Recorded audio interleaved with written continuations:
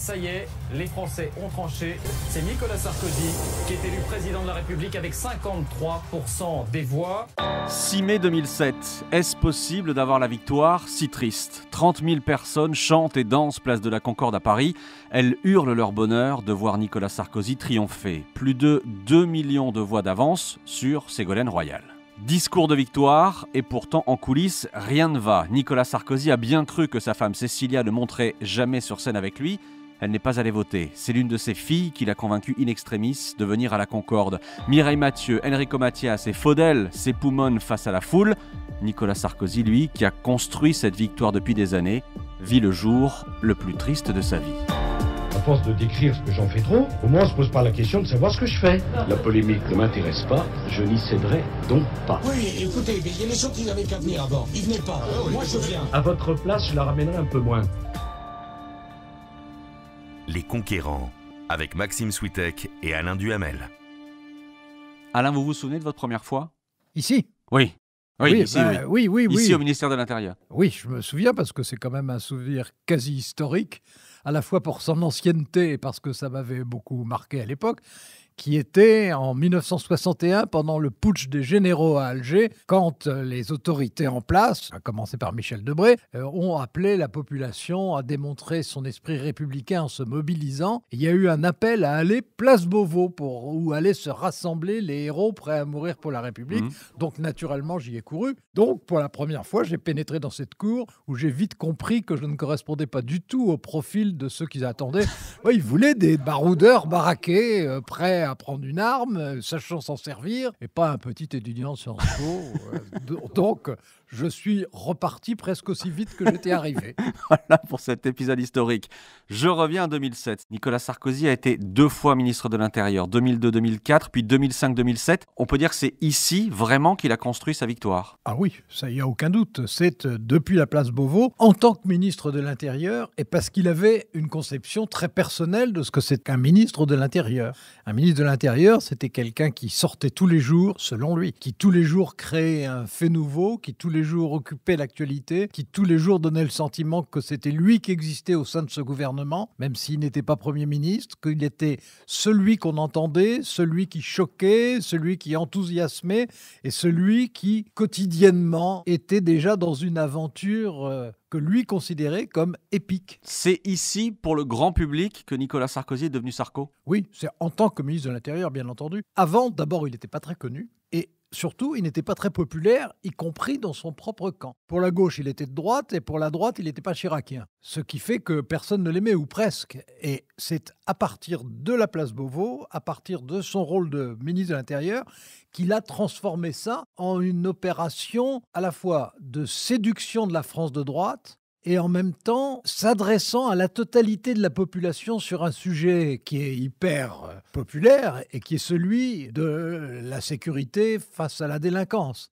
Et il y a eu des bons ministres de l'Intérieur et des mauvais, mais aucun ne l'a incarné quotidiennement à l'extérieur comme il l'a fait. Tous les jours, il y avait dans tous les journaux de télévision une séquence Sarkozy. Si on regarde les chiffres bruts, cette victoire de Nicolas Sarkozy semble facile. Je l'ai dit, 2 millions de voix d'avance au second tour, c'est net et sans bavure. Au premier tour, Nicolas Sarkozy récolte 11 400 000 voix. Aucun candidat n'a jamais fait mieux dans l'histoire de la Ve République. Sauf qu'aujourd'hui, avec Alain Duhamel, nous allons vous raconter à quel point, en réalité, la bataille fut rude pour s'imposer. Les rivalités avec Jacques Chirac, avec Dominique de Villepin, le combat face à Ségolène Royal, adversaire aussi imprévisible que redoutable, et les déchirements intimes qui se mêlent comme jamais à cette campagne pour la présidentielle de 2007. Nicolas Sarkozy, la déferlante. Dans la France de 2007, à la radio, on entend Diams dire ce qu'elle pense de Nicolas Sarkozy.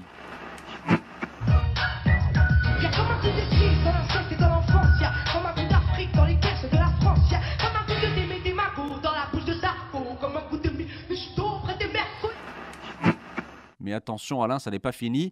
Medley 2007.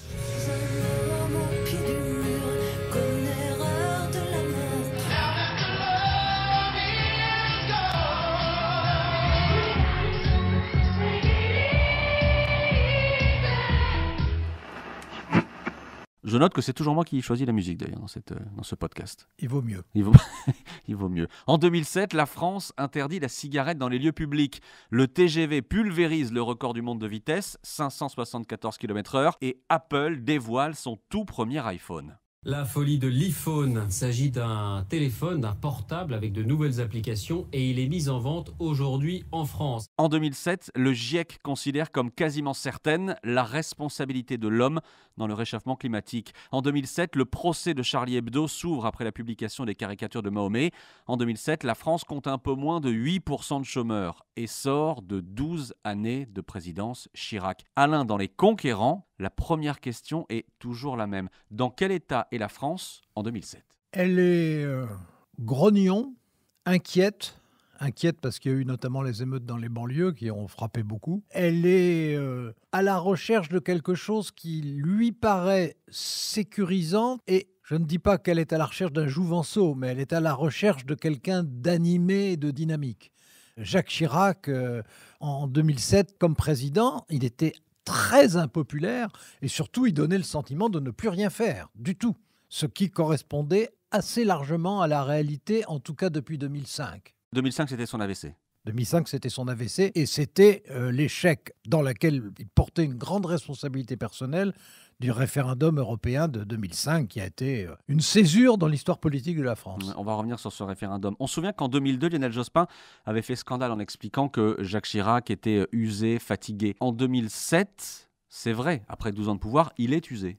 Il est exténué politiquement, ensuite il est affaibli physiquement, et enfin, il se survit politiquement. C'est-à-dire qu'on sait qu'il ne se représentera pas, on le voit défié en permanence par celui qui lui succédera, et ça on le voit depuis le début du quinquennat, et c'est un homme fatigué, assez amer, et surtout malheureux. Parce que autant on a connu, on en a parlé dans le podcast qui lui était consacré, autant en 95, Jacques Chirac avait le sentiment qu'un monde nouveau s'ouvrait devant lui. Autant en 2007, il a le sentiment de s'en aller sans avoir fait ce qu'il aurait rêvé de faire. Jacques Chirac pense quand même un temps qu'il va pouvoir se représenter ? Il pense quand même un temps que c'est peut-être lui qui se chargera d'empêcher Nicolas Sarkozy de lui succéder. Je crois que le fil politique de son quinquennat, ça a été tout sauf Sarkozy. La présidentielle de 2007, c'est donc d'abord, à vous entendre, l'histoire de cette rivalité entre Jacques Chirac et Nicolas Sarkozy. Cette inimitié naît juste avant l'élection de 1995. Sarkozy abandonne Chirac en choisissant Balladur. Mauvais cheval, mauvais choix. Nicolas Sarkozy n'aura aucun poste ministériel lors du premier septennat de Jacques Chirac. 7 ans de réflexion et de défaites cinglantes pour la droite. Législative de 97, européenne de 99. Malgré tout, Nicolas Sarkozy revient petit à petit au centre du jeu. En 2002, il soutient clairement Jacques Chirac à tel point qu'il s'imagine devenir Premier ministre.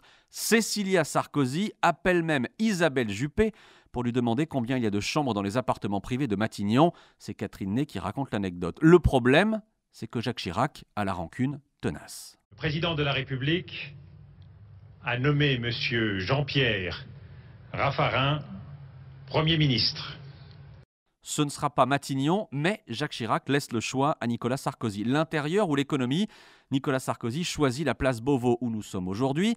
Mais le couple Sarkozy-Chirac s'apprête à vivre 5 années tumultueuses. 11 novembre 2003, le ministre de l'Intérieur est l'invité de l'émission 100 minutes pour convaincre sur France 2. Ce soir-là, face à vous, Alain Duhamel, il affiche son ambition présidentielle, mais alors sans aucune ambiguïté. Alors, quand vous vous rasez le matin, là, vous pouvez penser à autre chose qu'au ministère de l'Intérieur. Est-ce qu'il vous arrive à ce moment-là de penser à l'élection présidentielle ? Pas simplement quand je me rase. Alain, j'exige les coulisses de ce moment qui est quasiment devenu mythique. C'est-à-dire que ça a été certainement la façon la plus inattendue et la plus spectaculaire de déclaration de candidature, quels que soient les candidats et quelles que soient les élections présidentielles. Franchement, tous les journalistes qui rencontraient Nicolas Sarkozy lui demandaient tous est-ce que vous serez candidat ? Est-ce que vous serez candidat ? Quand serez-vous candidat ? Et il refusait absolument de leur répondre. Au début de l'émission, c'était Olivier Mazerolle, qui est d'ailleurs un très bon journaliste, qui l'a présenté. Olivier lui avait demandé, comme ça allait de soi, c'était une sorte d'apéritif quand il y avait une émission. Alors, est-ce que vous allez vous présenter ? Et il avait répondu qu'il était beaucoup trop tôt pour ça, etc. Et puis c'est une émission qui prétend qu'elle durait 100 minutes, mais qui en fait en durait au moins 120. Et Nicolas Sarkozy, honnêtement, avait été éblouissant. Il avait massacré Jean-Marie Le Pen en duel. C'était le premier qui arrivait vraiment à le massacrer. Il a été vraiment, pendant toute l'émission, en pleine forme. Mais comme toujours, quand on y est au bout de 2 heures, on est à la fois un peu fatigué, grisé par son propre talent. On perd le sentiment de chaque moment parce qu'on voit bien que c'est la fin. Et comme moi, mon rôle était à la conclusion de revenir sur tout ce qui s'était dit ou pas dit, j'ai tenté ma chance. Je me suis dit, franchement, c'est un petit peu bête de poser la même question que celle que posait Olivier au début. Donc, j'ai réfléchi à la façon de le poser différemment. Ça n'est pas la question la plus distinguée que j'ai posée de ma vie.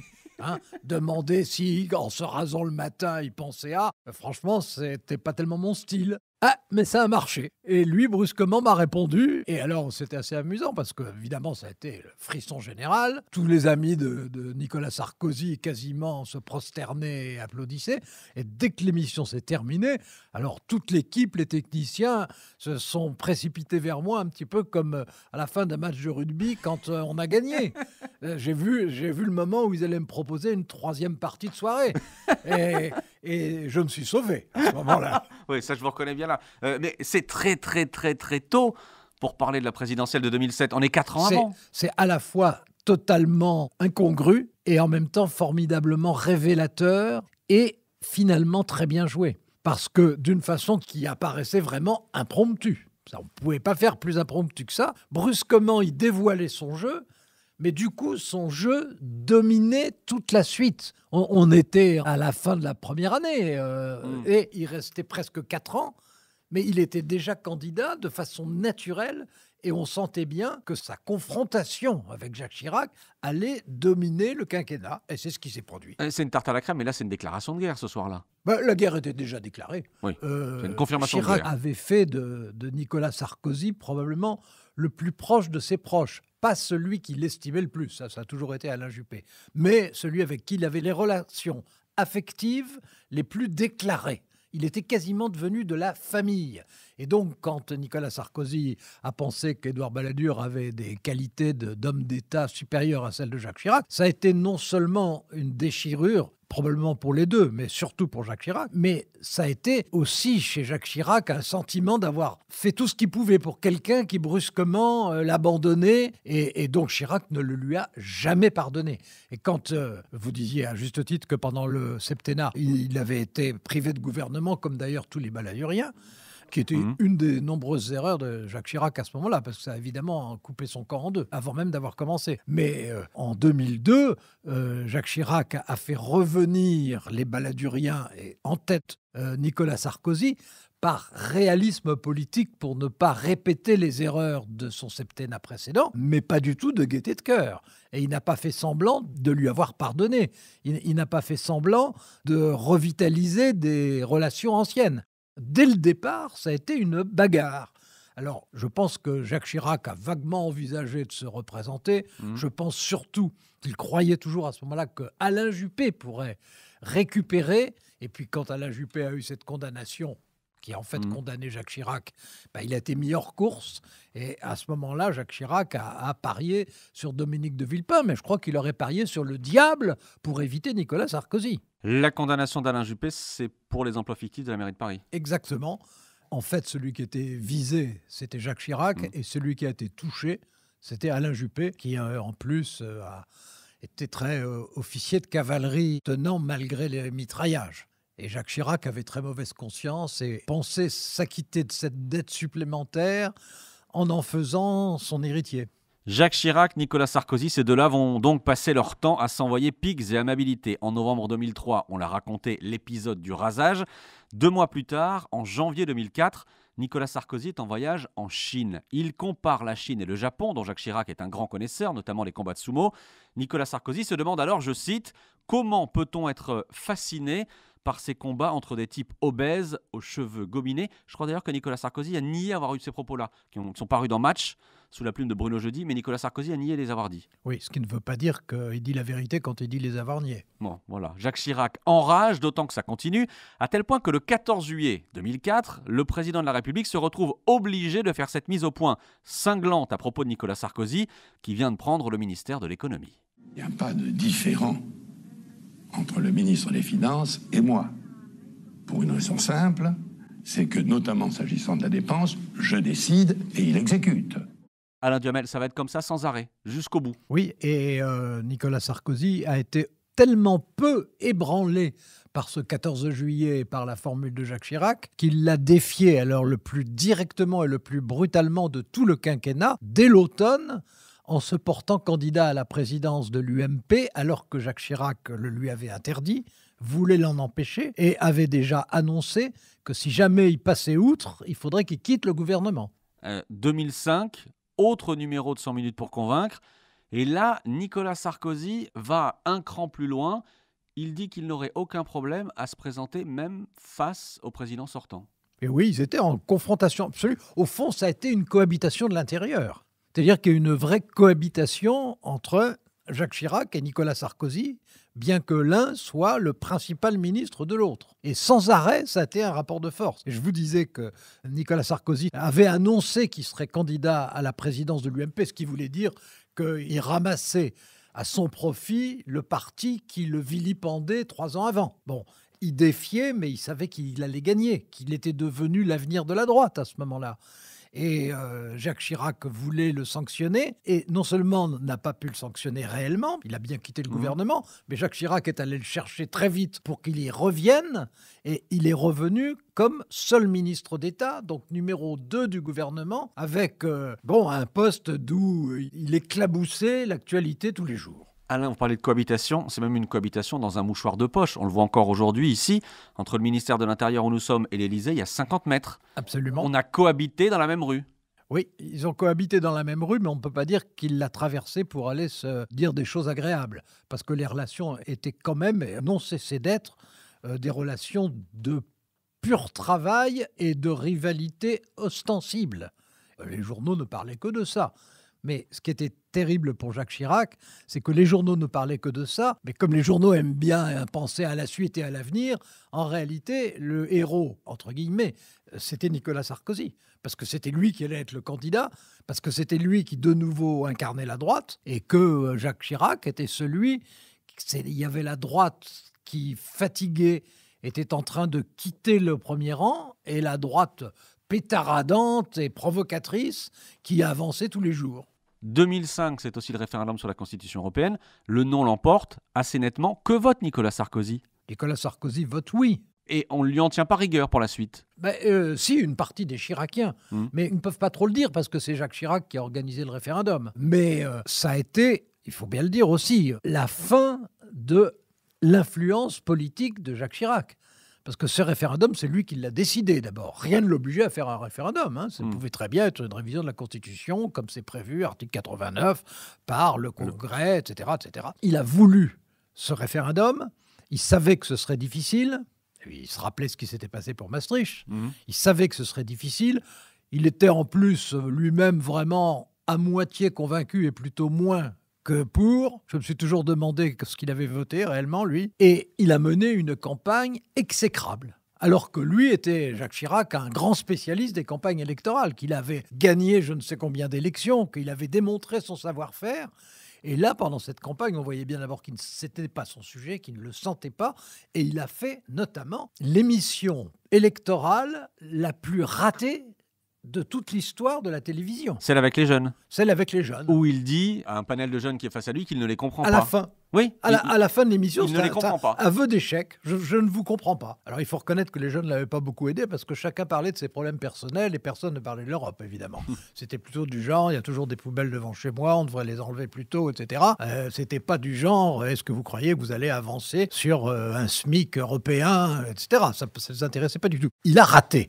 Il a raté complètement. Et cet échec, c'était un échec pour l'Europe, mais c'était un échec pour Jacques Chirac. Et c'était un tremplin aussi pour Nicolas Sarkozy.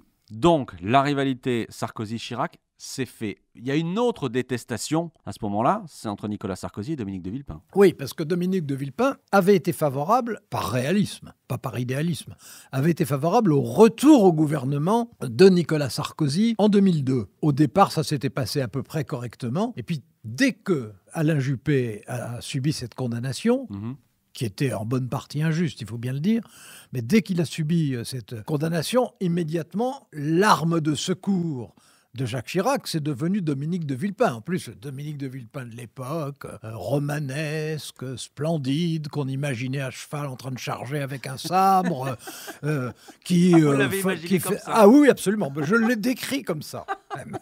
Bon, à prononcer aussi, à la demande de Chirac, bien entendu, mais le discours diplomatique français le plus célèbre de l'époque aux Nations Unies, et pour expliquer que la France utiliserait son veto si on décidait la guerre contre l'Irak. Un vieux pays d'un vieux continent. Voilà, très beau discours. Il faut connaître ce qui est. Il n'y avait pas le sabre. Je n'aime pas beaucoup Dominique de Villepin, mais très beau discours. Mais son discours était un sabre. Et c'était un sabre qui était brandi en direction des États-Unis. Ça, il n'y avait aucun doute. Et Jacques Chirac s'est dit, voilà, celui que je vais pouvoir opposer à Nicolas Sarkozy.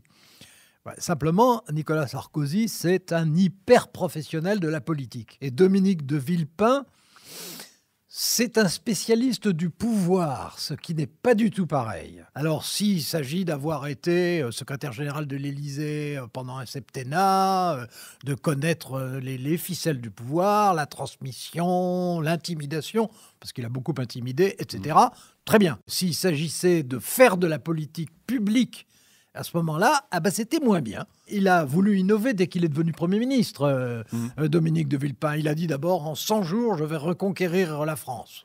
Bon, on a vu le résultat. Ensuite, il a décidé d'innover, ce qui était bizarre dans un régime présidentiel, en décidant qu'il ferait une conférence de presse chaque mois. Et il l'a présenté à chaque fois, là encore, comme la bataille des lots. Il allait gagner la bataille des lots. Bon, et puis finalement, c'était des rodomontades. Et à chaque fois, évidemment, Nicolas Sarkozy s'arrangeait pour que le lendemain, il aille justement en banlieue pour faire un numéro dont on pouvait contester le contenu, voire la forme, mais dont l'effet politique était garanti.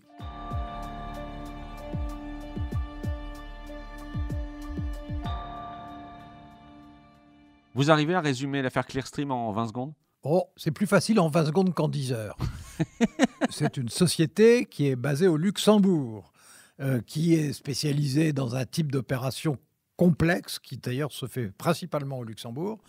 Et à travers un listing qui avait mystérieusement fuité, mais dont les noms étaient très largement inventés, il y a eu une tentative de déstabilisation de Nicolas Sarkozy. On a mis son nom là-dessus. On s'est aperçu que ça correspondait strictement à rien, donc que c'était une manœuvre contre lui. Et je répète, je ne crois pas que Dominique de Villepin ait été à l'origine de Clearstream, mais il a voulu récupérer Clearstream contre Nicolas Sarkozy. Et leur rivalité, qui était déjà très visible, est devenue une haine réciproque. Nicolas Sarkozy triomphe donc de ses rivalités face à Jacques Chirac, face à Dominique de Villepin. Popularité très forte, on a dit qu'il va construire ici au ministère de l'Intérieur. À droite, popularité très forte, à droite qu'il va construire ici au ministère de l'Intérieur. J'aime quand vous me corrigez. Et quand il le faut. Non, vous avez raison. Et à l'époque, le style Sarko, c'est ça. Vous en avez assez, hein ? Vous avez assez de cette bande de racailles. On va vous en débarrasser. Descends un peu le dire. Descends un peu. On est là en juin 2005. Un enfant de 11 ans est mort à la Cité des 4000, à la Courneuve, 2 balles perdues. C'est un drame, mais dans la foulée, Nicolas Sarkozy débarque et fait cette sortie-là. On va donc nettoyer au propre comme au figuré la Cité des 4000. Alain, ça marque à la fois le style Sarko, mais ça choque aussi. Bien sûr, mais c'est pour ça que j'insistais tout à l'heure pour dire très populaire à droite. Parce que Nicolas Sarkozy, à la fois, remobilise complètement son camp et les temps très à droite, mais il a contre lui tout ce qui est à gauche. Donc il coupe la société en deux, il fractionne, mais il mobilise, il remobilise. Avec lui, la droite est plus à droite, mais elle vit 10 fois plus. En affichant très tôt ses ambitions, en écrasant celles des autres et en s'appuyant sur une popularité robuste à droite, Nicolas Sarkozy a rendu sa candidature évidente. On va y revenir. Mais il nous faut d'abord parler de la gauche. Qui pour représenter le Parti socialiste à l'élection présidentielle de 2007 ? Dominique Strauss-Kahn et Laurent Fabius sont candidats à la primaire, mais Ségolène Royal va quasiment les réduire au rôle de figurants. Première étape, 2004, celle qui a déjà été conseillère de François Mitterrand, députée puis ministre, devient présidente de la région Poitou-Charentes, la région du Premier ministre Raffarin. Victoire symbolique et là aussi popularité grandissante. En septembre 2005, Ségolène Royal confie dans Paris Match qu'elle envisage de se présenter à la primaire. Commentaire du socialiste d'alors, Jean-Luc Mélenchon. Ça va être comme ça tout le temps, des photos dans Match, des photos dans Voici, Gala, nous deux, et les autres dans la presse People, quoi. Donc il n'y a plus de parti socialiste, il y a une espèce de concours de beauté généralisé. Hein. Pic sexiste, Ségolène Royal a l'habitude et trace sa route. Après sa quasi-déclaration de candidature dans Match, on ajoute son nom à la dernière minute dans un sondage du JDD sur la future primaire socialiste. Stupeur et tremblement chez ses adversaires, Ségolène Royal arrive deuxième et ça n'est que le début. Les sondages s'enchaînent, les déclarations fracassantes aussi. Elle prône l'ordre juste, l'appel à l'armée pour encadrer les jeunes délinquants, veut assouplir la carte scolaire. Le PS est déstabilisé, ses adversaires sont ringardisés. Le 16 novembre 2006, Ségolène Royal remporte la primaire dès le premier tour. Dans la salle des fêtes, Madame 60%, comme l'appellent certains de ses amis, a le triomphe modeste.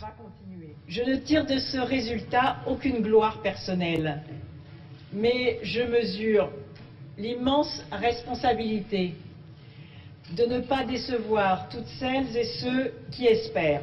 Le monde a changé, la France a bougé. Alors, la politique doit changer. Alain, comment on appelle ça ? Un raz-de-marée ? On peut appeler ça un raz-de-marée, peut-être un tsunami même.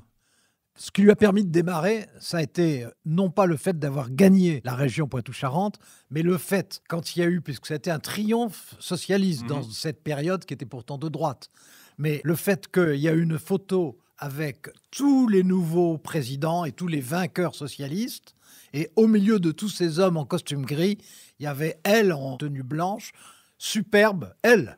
Oui. La tenue aussi d'ailleurs, mais enfin elle en particulier. Calmez-vous, Alain, et qui paraissait d'un autre monde. Il y avait un côté au milieu de tous ces hommes, c'était presque une apparition religieuse au milieu de ça. Il est né quelque chose. Et ensuite, l'observateur l'a aidé en disant pourquoi pas elle, etc. Enfin bon, bon, elle était faite pour les campagnes. Je ne dis pas qu'elle était faite pour le pouvoir, c'est autre chose. Mais elle était faite pour les campagnes. Elle a un culot formidable. Elle se moque absolument de toutes les traditions. Elle invente sa campagne. Elle invente ses méthodes. Elle invente son vocabulaire. Elle invente un nouveau type de réunion publique que j'ai appelé mariale parce qu'il y avait à la fois un enthousiasme. On se pressait autour d'elle comme si c'était une figure presque mythique. Et elle tenait des discours dont la rationalité m'échappait, mais qui produisaient un effet presque physique sur les gens qui étaient là. Il y avait un côté extraterrestre. Et ça prenait de tous les vieux socialistes, et même les socialistes de sa génération, comme Laurent Fabius ou Dominique Strauss-Kahn, qui avaient l'habitude du pouvoir, qui avaient des compétences, etc., et étaient emporté par cette tornade. Sur le fond, elle a un discours, je le disais, très déstabilisant pour le PS, mais ça marche. Ah ben ça marche. Ça marche d'abord contre le PS. C'est-à-dire que tous les hiérarques du PS n'existent plus en face d'elle. Ça marche aussi face à la droite, dans la mesure où elle apparaît vite comme quelqu'un qui a une forte popularité, qui est complètement atypique. Ce qui fait que, par exemple, les femmes se disent « Ah tiens, cette fois-ci, l'une d'entre nous a quand même ses chances, même si ce sont des femmes qui votent à droite. » Que les jeunes se disent « Ah ça, c'est une autre conception de la politique. » Bon, elle s'inscrit en dehors de toutes les traditions, elle innove, elle déstabilise, et elle le fait avec derrière ça une idéologie qui personnellement me donne de l'urticaire, mais il y a beaucoup de gens qui adorent ça. Vous allez vous faire plein d'amis aujourd'hui, Alain, c'est bien. Non, ils le savent déjà en même temps. J'espère. Oui, il n'y aura pas de surprise. Le sexisme, au passage. Laurent Fabius, 2 points, ouvrez les guillemets, mais qui va garder les enfants ? Oui, non mais bien sûr. Ségolène Royal n'était de toute façon pas populaire auprès des hiérarques socialistes, ne serait-ce que parce que déjà quand elle était jeune ministre, elle ne respectait jamais les règles. Bon, alors ça se fait pas en politique, c'est comme dans une entreprise. Et puis, elle a un talent tellement différent de celui des autres qu'elle suscite des réactions soit d'enthousiasme, soit d'animosité absolue. Et c'est vrai qu'il ce qu'on appelait à l'époque, maintenant on ne dirait plus ça, mais ce qu'on appelait à l'époque les éléphants socialistes, se liguent contre elle. Et non seulement ne l'aideront pas pendant la campagne, mais essaieront de casser sa campagne présidentielle. Novembre 2006, nous avons donc le nom de la candidate socialiste et il n'y a plus aucun suspense à droite. Alain Calais, d'ailleurs, pour vous, le moment clé de cette campagne de 2007? Je pense que c'est le 14 janvier 2007, quand il y a la plus grande réunion porte de Versailles de Nicolas Sarkozy. Ça sera la réunion la plus spectaculaire, tout candidat confondu. Et toute campagne confondue. Nicolas Sarkozy a réussi une campagne exceptionnelle. Je crois que c'est la meilleure campagne à laquelle j'ai assisté depuis Valéry Giscard d'Estaing en 1974. Alors attendez, combien sont-ils ce dimanche 14 janvier? Porte de Versailles, 50, 80, 100 000. L'UMP a peut-être gonflé les chiffres, mais l'image est impressionnante. Marée humaine face à Nicolas Sarkozy. Il est le seul candidat à la candidature de l'UMP et a droit à un score 98,1%. Mais de ce jour-là, on retient aussi une anaphore. J'ai changé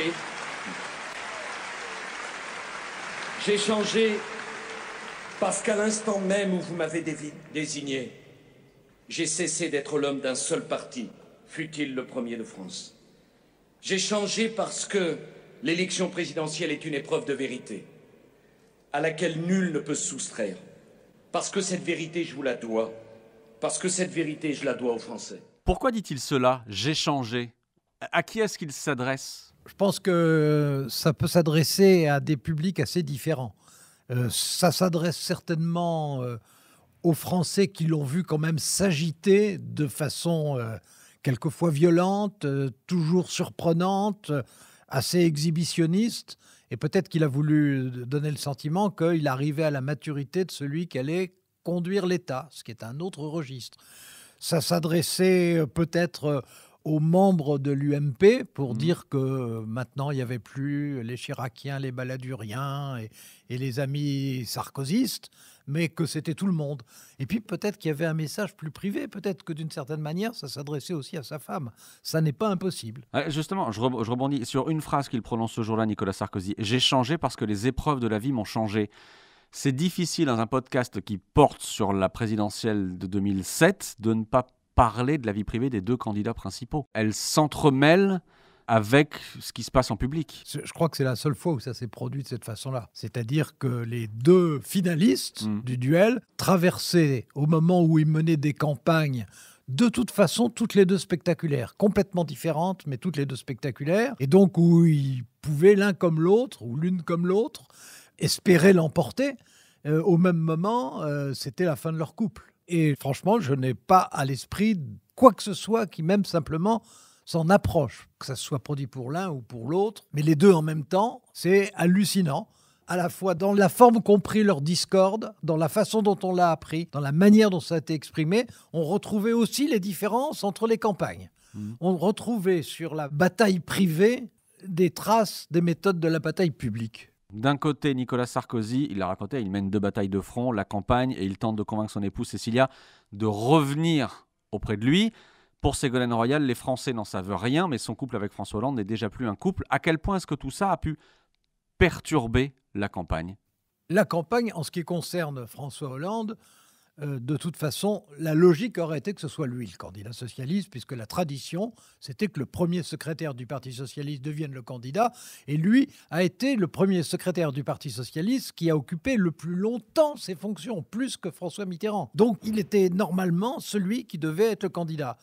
Mais il se trouve qu'il y a eu le non au référendum constitutionnel européen, que les socialistes ont été beaucoup plus partagés qu'on ne l'imaginait, notamment Fabius qui était contre, mais enfin ça a affaibli François Hollande et que ça l'a empêché en fait de se présenter à ce moment-là. Et Ségolène Royal s'est ruée dans la brèche, qui est aussi une part de revanche personnelle contre celui dont elle était en train de se séparer, ou plutôt qui se séparait d'elle. Ça fait partie des éléments que d'ailleurs j'ignorais totalement à l'époque. Alors je ne me suis jamais passionné, j'ai souvent considéré que la vie privée des autres ne me concernait pas, mais là c'était un handicap dans l'analyse, parce que c'était une des réalités qui ont beaucoup pesé, qui ont peut-être expliqué aussi pourquoi pendant la campagne de Ségolène Royal, François Hollande, toujours premier secrétaire du Parti socialiste, a lancé quelques formules, dont une était restée célèbre à l'époque, qui ont compliqué pas mal la campagne de Ségolène Royal. Quelle formule? La formule quand il disait, en substance, on est riche à partir de 4 000 € par mois. Alors en plus, lui, pensait par personne, et brut, et ça a été présenté par couple, et net, etc. Mais ça a été, ils vont tout nous prendre. Ça a été un handicap pour Ségolène Royal. Pour Nicolas Sarkozy, vous étiez au courant. Tout le monde était au courant. Oui, pour Nicolas Sarkozy, c'était visible. Oui, c'était visible. Mais il y a aussi un élément qui est souvent sous-estimé, qui est que Cécile Sarkozy jouait un rôle réel dans la campagne, pas un rôle d'apparence, pas un rôle de décorum. C'était une des principales organisatrices, et notamment des meetings. Des meetings, absolument. Et je l'ai vu faire, elle le faisait très bien. Et elle jouait un rôle, ce qu'il faut appeler ça chef de cabinet, ce qu'il faut appeler ça directrice de la communication ou des événements, mais c'était une collaboratrice intime importante. Et alors, ça n'est pas ça qui probablement a le plus affecté Nicolas Sarkozy, c'est leur relation intime, d'autant plus que Nicolas Sarkozy, on le sait bien, c'est quelqu'un de passionné. Et donc, qui a vécu ça. Bon, je ne suis dans la tête ni des uns des autres, mais François Hollande a donné le sentiment, mais même Ségolène Royal, de vivre les choses en apparence de façon plus détachée. Nicolas Sarkozy, il ne se cachait pas du tout d'être malheureux comme les pierres, tout en étant transfiguré, en étant heureux comme personne. Le décalage entre la scène politique et ses succès, la scène publique, et puis sa réalité privée, c'était un sujet de roman. Alors, la campagne en elle-même, allons-y. Vous dites campagne à l'américaine? Oui, du côté de Nicolas Sarkozy.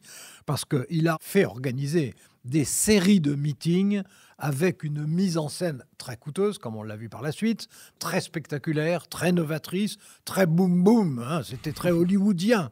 C'était pas dans la finesse, mais c'était dans le fracas, c'était dans le spectaculaire, c'était dans le théâtral, avec une vedette qui était adulée. Quand il arrivait, c'était Johnny Hallyday. En politique. Son idole.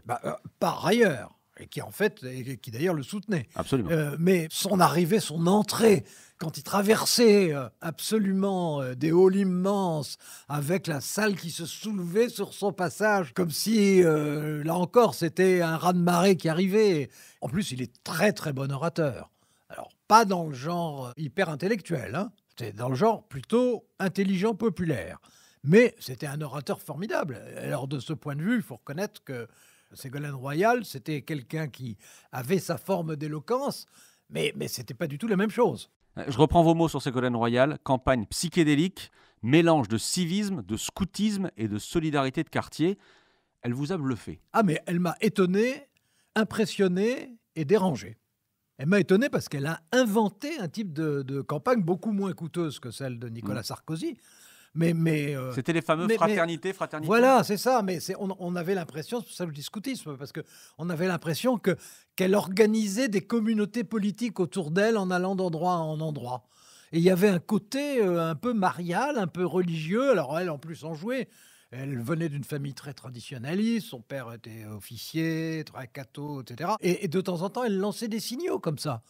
Je me rappelle un meeting à Marseille où elle est allée se recueillir seule dans la cathédrale, avant.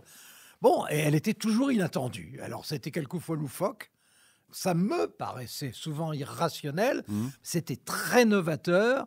Et c'était une forme de participation politique qui était un peu l'ancêtre de ce à quoi on assiste aujourd'hui. Mais Ségolène Royal va parfois trébucher. Janvier 2007...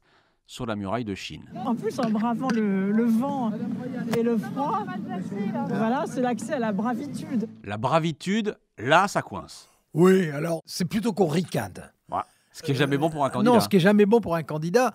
Je veux dire, c'était pas une horreur d'avoir dit bravitude. On peut tous employer un mot pour un autre et même en inventer un au passage, surtout si on est ému par l'endroit où on se trouve. Absolument. Bon, mais ça a été pris comme le symbole même de ses imperfections.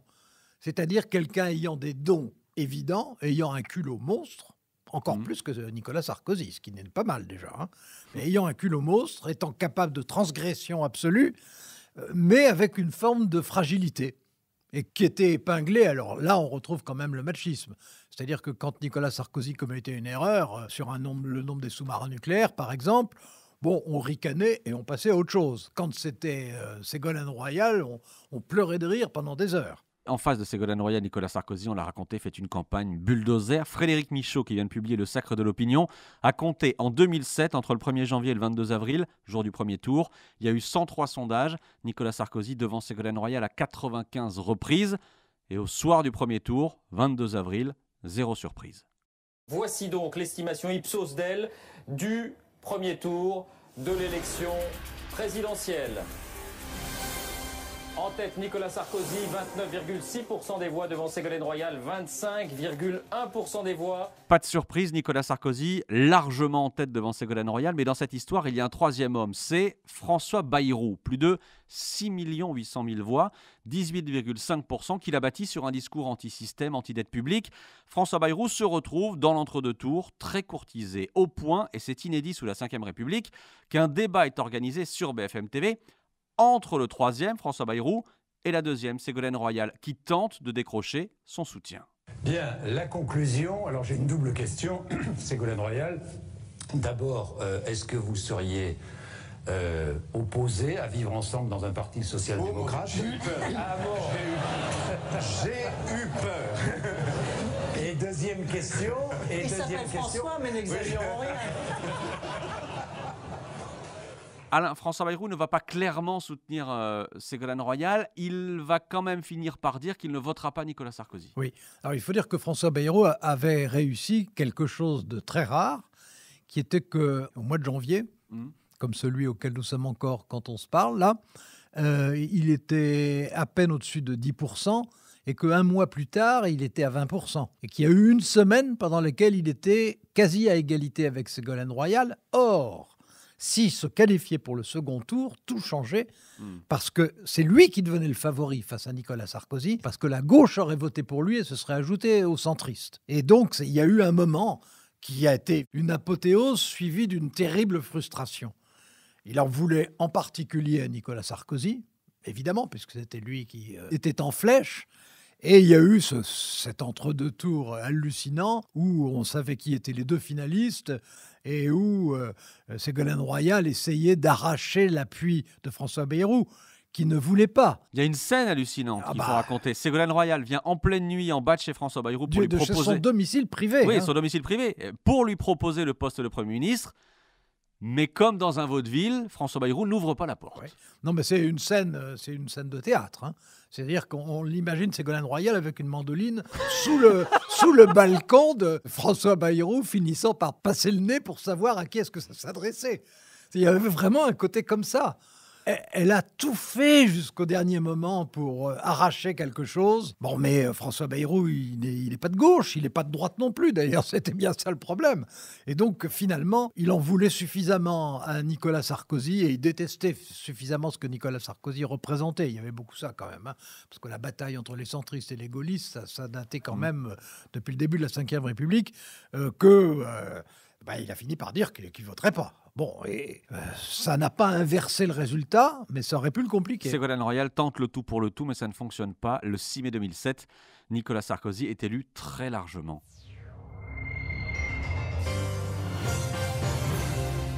Ça y est, les Français ont tranché.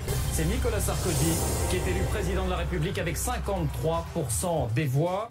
Alain, le secret de la réussite de Nicolas Sarkozy, de sa victoire en 2007? C'est le charisme et le dynamisme. Il y a des gens qui ont du charisme sans dynamisme, et il y a des gens, beaucoup plus, qui ont du dynamisme sans charisme. Lui, il avait les deux. Puis c'est un homme de conquête. Et en ça, il est bien dans la lignée de Jacques Chirac pour ça. Mais avec un côté à la fois romanesque et hollywoodien, c'est-à-dire un film d'action hollywoodien, un peu les Trois Mousquetaires vus par les Américains. Et ça a marché, puis c'était neuf, c'était différent. Et puis surtout, ça paraissait tellement jeune après le deuxième mandat de Jacques Chirac, qui, le malheureux, apparaissait vieux à la fin. Il y a un dernier extrait sonore qu'il faudrait entendre aujourd'hui. C'est Ségolène Royal, discours de défaite, et pourtant. Vous avez pris la parole et vous allez la garder. Et nous allons construire ensemble ensemble le renouveau qui nous conduira vers les victoires futures. Et pourtant, Ségolène Royal parle de victoire. Oui, parce que dans sa tête, elle méritait la victoire. Alors ça, elle n'en doutait pas. Elle méritait la victoire. Et donc, la défaite électorale était une aberration politique qui était un jalon sur un chemin de reconquête qui ne s'est évidemment pas produit. Nous étions aujourd'hui au ministère de l'Intérieur pour enregistrer ce 6e épisode des Conquérants. Nous remercions évidemment le ministère. Prochain épisode des Conquérants 2012, la victoire de François Hollande. Pas simple de trouver un lieu pour enregistrer le podcast. Non. S'il n'y a pas de lieu symbolique qui s'impose, il faudra peut-être retourner rue de Solferino, là où était le QG des socialistes à cette époque. Ah, c'est pas mal, mais ça n'appartient plus aux socialistes. Non. Va falloir... Comme la vie. Merci Alain Duhamel. Vous venez d'écouter Les Conquérants,